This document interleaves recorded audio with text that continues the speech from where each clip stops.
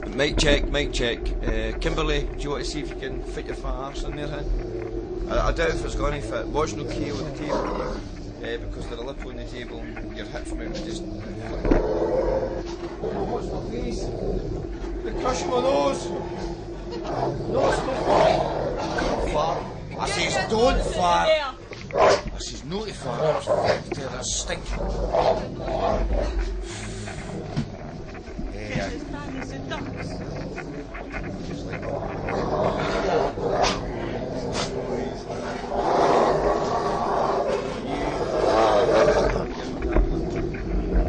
Right, mic check, 1, 2, 3.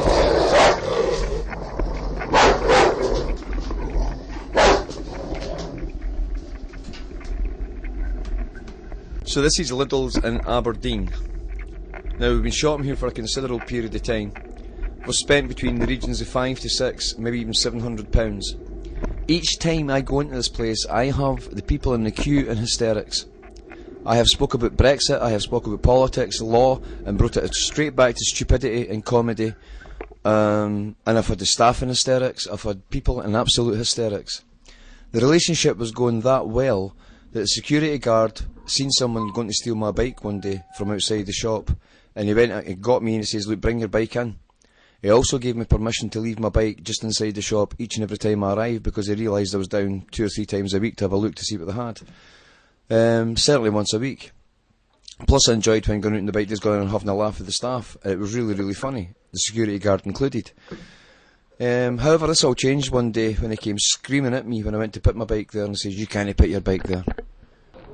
An argument ensued about, well, he wanted to argue, but I was trying to say that's not how you treat people with disability. And all this time that you can just hear me walking about the shop, I've entered the shop at Aberdeen Lidl's, and I'm walking about the shelves, and I'm getting followed by a guy with ginger hair, another tall guy with black hair, and the security guard. So I deliberately walk up and down the aisles where to the opposite ends of the corners of the shop, and they appear in every single corner. When I turn around and look at them, the guy with the ginger hair is just giving his dirty looks, the security guard looks away. So I pick a part of the shop in which I can see the reflections and what's going on behind me. And I peruse that shelf for about 5-6 minutes, and he's just standing leaning on a barrel, a loading barrel for the shelves. And he's staring straight at me. He's no looking about, he's making it bloody well obvious, and everybody in the shop can see that this guy's targeting me, creating suspicion and aspersions upon me, you know. I mean, if I seen somebody, a security guard, doing that to another member of the public in a shop, I wouldn't want to be speaking to that guy, because I'd naturally assume that he's a dishonest character and he's a thief and he's in there doing shoplifting. Where I've never done with shoplifting in my life, and I'm not a shoplifter, and I'm not on any marker board for shoplifting, so there's no reason to be watching me. And on the first occasion, when he was going on about the bike, he came running right up the corridor, the full length of a corridor that's adjacent to the shop, the other side of the tills, shouting, "Oh, you can't put your bike there, come on, get a bike out. And when he eventually got to me, he came right into my face. He was about 2 inches off my chest, and I had to ask him to stand back. He was still, you can't put your bike there, get the bike out. He just kept on repeating himself and going over and over and round in circles with himself, to emphasise this aggressive tone in which he had with me, and to continue the aggressiveness, and for the want to spend that aggressiveness towards me, he just kept on repeating himself. So I waited till he exhausted himself. Now I remained quiet, and then when he stopped, I says, right, listen, I goes, I could be a person that's coming in here with disabilities, who's got apprehensions about leaving the house, coming into big shops, members of the public, being treated abused in any kind of way, and have that natural fear. Then I told him that I was a carer for a person with disability who's got those fears, and this is a shop that I've been trying to bring her into and make sure everything's okay, but it's quite clear it's not okay with his reaction. And then I pointed out that he'd only told me a couple of weeks prior that I could keep my bike there. He says to me, no, I wouldn't have said that to you, even though I've got the whole thing on camera. I've got everything on camera, and audio. So you've got this friendly shop, everybody's nice, I've got the assistants in hysterics. I've even told the assistants that when I come down the aisles, I'm going to be talking absolute nonsense. It's all about a laugh. I mean, I've got Mary in the aisle, I've done everything in this aisle. I've fixed the Brexit debate with an Italian guy that brought an awful lot of laughs. This guy, me and this guy should be on a stage because we bounced well together. If we actually sat down to write comedy, we'd go on really, really well. And we even passed that misfortune to each other and says, look, we should get together here. And he agreed, but he was a student, and a mature student he was. But this is all the time I'm walking about the shop, and you will see it eventually, where I start to talk to the guy, the security guard, and I'm just basically telling him, look, you're going to stop fucking targeting me.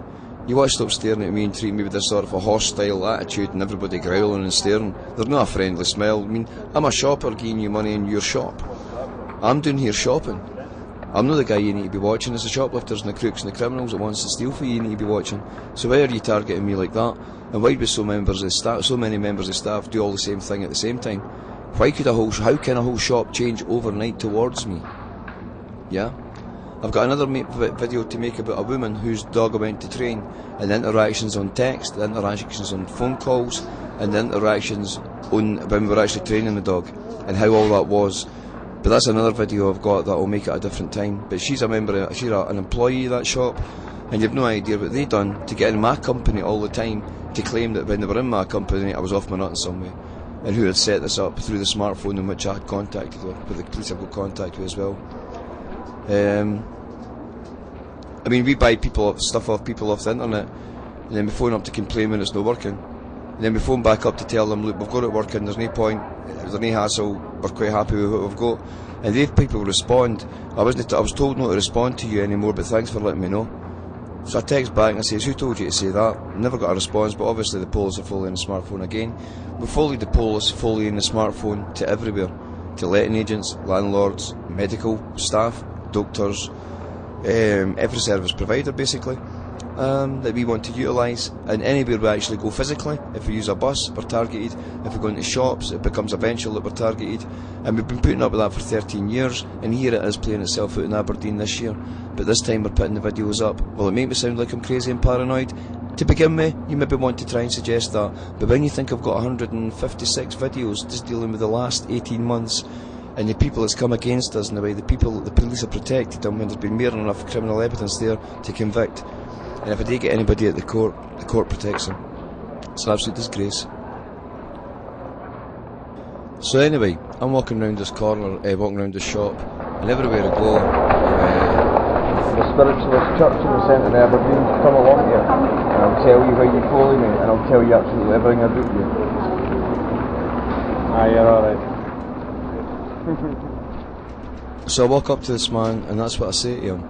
Even though I didn't believe in the spiritualist church or anything else, but it's just my communication to getting a level out of him. Look, I can see what you're doing. He doesn't question that in any way. He doesn't speak at all. Nah, you're alright. And he walks away and looks at the guy with the orange hair there, a face of Satan, staring at us, growling at us.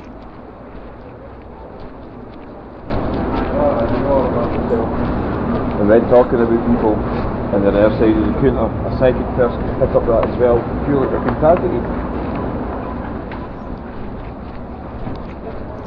So what had happened there was, I'd walked away after speaking to him, went round the other side of the shelf and turned back to look, and he was talking to this guy here in the orange face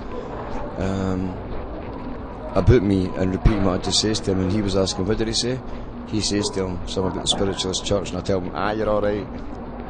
And the two of them turned round and looked at me. When he was saying that, I was right at his back. I heard every word, and I tapped him on the shoulder, and I says, look, even when people are their side of the shelves, when psychic people are their side of the shelves, they can still tell when people are talking about them. And I'm not psychic, I didn't believe in psychic ability at all. I never have. This is us in here, and already we're getting targeted, and the police then go and talk to members of staff. What you find is they all come in cahoots and gather round about the back of you, start talking about you and that, and start walking about. So we've got this guy here, part of the individual team that's operational in this shop, this particular shop. This is our guy here. Sir, can I ask you when I come into the shop not to target me in the future? What are you talking about? Not to target me, and say any conversation I decide to have with you, that's not to be spread to other members of staff. Right? Who I talk to is none of your business, Sir, okay? listen, no, it is my business when you're talking about me. Sir, I'm sitting on a shelf and I'm looking in something that can reflect, and you're standing leaning on a bar staring straight at me. That's not doing security. That's targeting, and that's letting everybody else in the shop know that you're staring at me. Just go away. Yeah, I'm going to go away. But what I'd like to say first is, we are targeted individuals in shops and that where the police have went in. Listen. And targeted. Don't talk to me. Just go away, please. Right, this is the man here. Thank you very much. Right. This is the man here that's caused the abuse in the past. I don't know. Yep. Yep, we can. We can. I don't need his permission. I don't need his permission at all. No, I don't. It's a public place. Listen, I've done law for 34 years, mate, right? I'm a child abuse advocate that is getting targeted by the Police Service of Scotland and vilified all over the place. I believe this man, I'm not shouting, I believe this man is one of the operational factors of the people that condemn us, okay? I think it's him here. Then I try to walk away again, and they come and follow me, start shouting at me as I'm going out the door. So this is a shop where I assist a lassie with disability in. And the wee lassie with disability and ourselves have came under targeted practices that is operational for 13 years with the Police Service of Scotland. Please don't shout at me, sir. Thank you. That's me actually at the vestibule Yeah. now. Here's a man shouting at me for real. No. This is for my protection and your protection. Right? Yeah. Goodbye, sir, eh? This is how child abuse victims are treated when the police are targeting them through every fucking shop. This is how it works out. This is how it works. You know? This is how it works. And I've got the full facial video. Absolute sickos. That's cash converters. In fact, it's every shop we use and utilise all over the place. Due to the fact they try to poison us with food and everything, eh? And I've got the whole video of this taking place, but the reason I've decided to put it up like this is so they can go, well, there's not much to go in there, let's call them paranoid. And when I hit them with terabyte after terabyte after terabyte of video and audio evidence, every shop, every service provider, every bus company, doing the very same. And when you put them up for this, when you say these things that I'm saying to them, if they genuinely had no idea, people would respond differently. And everybody reacts in the same way. Now, for so many multiple individuals to be reacting in the same way, the things that I say to them as to why their behaviour is like that towards me, they all avoid it.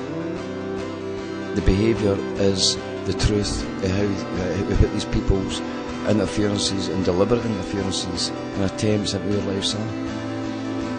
And we've been putting up with that for years. And always smiling, always having a laugh, and making it look like they don't affect us at all. But this time we're doing it differently. You know, this time we're really doing it differently. Later on we're calling Bodom Chip Shop regarding trying to poison us throughout the year, last year. And you see the videos, we'll go to that. But for this video, the fact that I've mentioned it, let's claim he's paranoid. Then I'll come with the evidence. Listen to the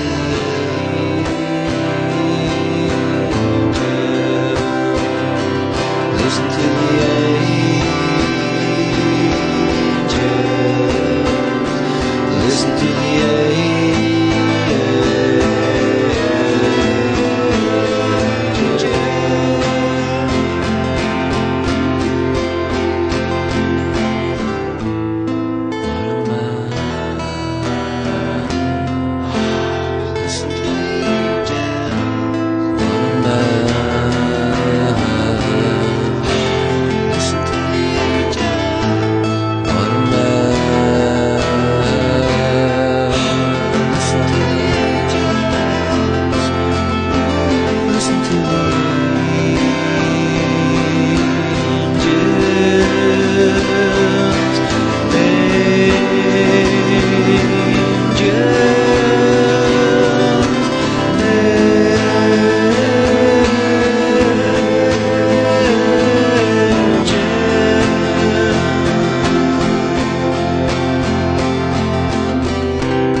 Sat and watched a little girl lose her daddy in a world that thing came and crushed her little heart.